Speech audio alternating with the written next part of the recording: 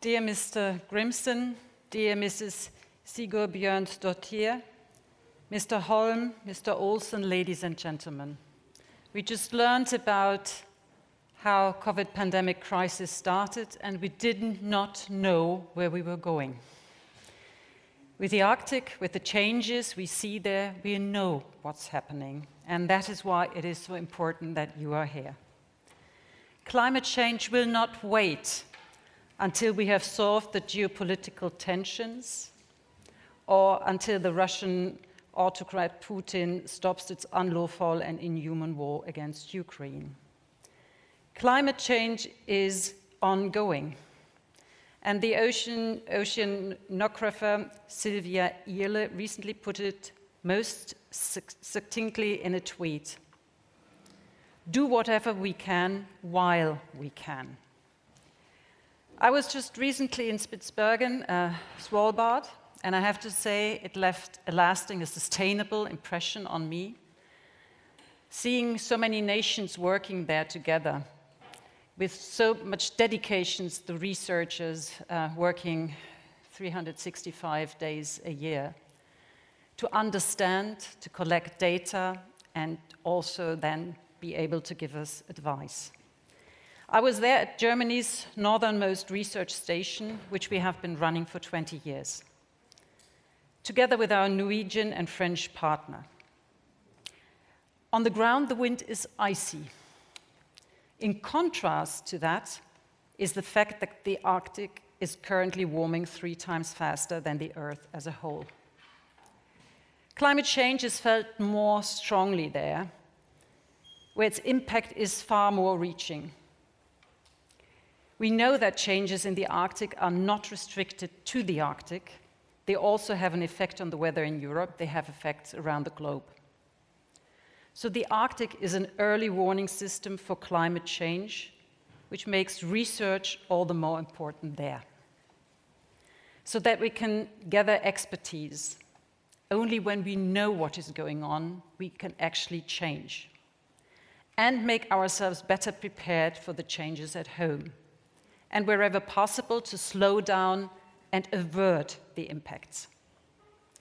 We are all aware that the struggle against climate change requires a global we, requires international cooperation. But as we know, this cannot be taken for granted in these times. I already mentioned the Russian war against Ukraine, and it has consequences, unavoidable consequences, including for science, for polar research, and for climate research. Germany completely suspended all scientific cooperation with Russia, as have many other countries.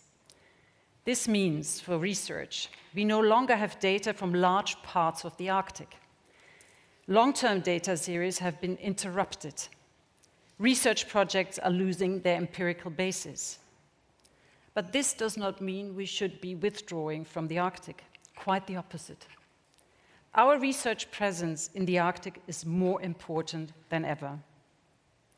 And let me also say that it is also important that the Arctic remains a place with equal access, ensuring that the Arctic does not become a pawn in geopolitical tensions, that the work we can do there is ensured in a peaceful setting. Our position in geopolitical terms is clear, just like our position in fighting climate change. Our current climate policy law is quite clear.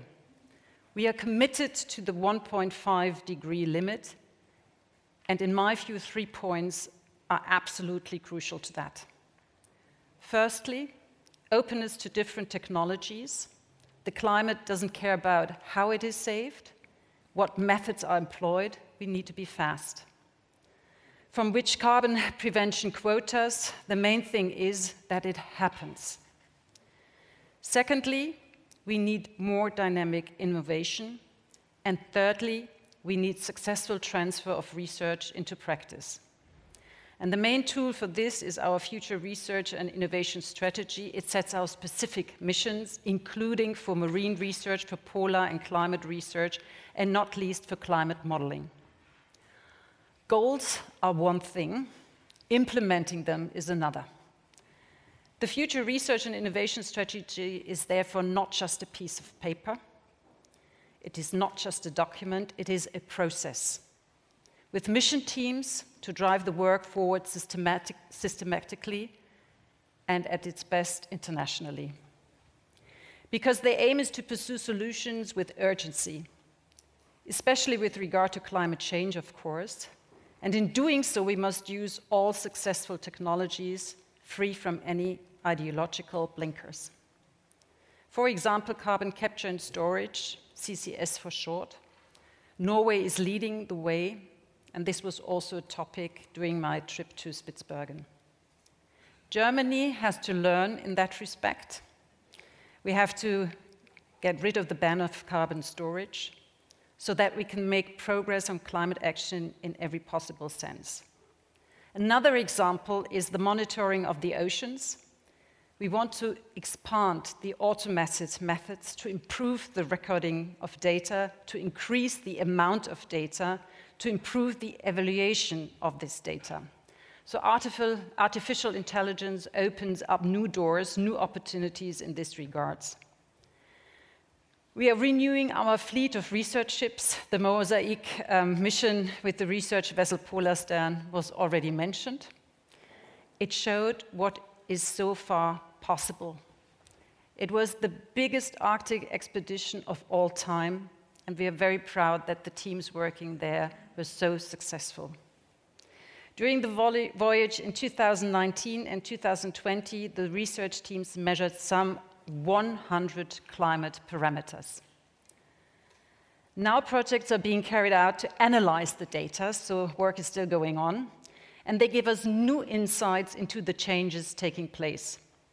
They make weather forecasts even more precise and long-term predictions more reliable. A lot of substance to produce for recommendations for concrete political action. And I repeat the wonderful sentence, or the important sentence, do whatever we can while we can. This is the approach we are committed to at my ministry. 4 big collaborative projects have been underway since last autumn. They underpin our funding priority, polar regions in transition. As I said, I experienced it myself in Svalbard, but also in Canada a year ago, during my visit to our researchers on its Arctic coast, where the Inuit population are under direct threat from climate change. There, the scientists work together with fishermen. They learn from their experience of permafrost melting and its consequences. In general, such bridge building between the research community and the population is still the exception. These are often still separate worlds, but climate change teaches us that we only have this one world.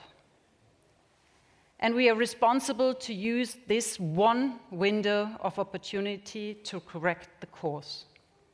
Therefore, we really must pool all our strength. And that is why you are here, and we are happy that you are here.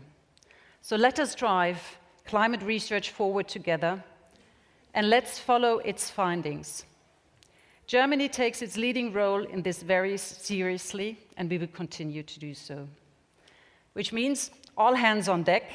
Thank you for being here, for contributing your views, your work. Thank you very much, and all the best for the conference.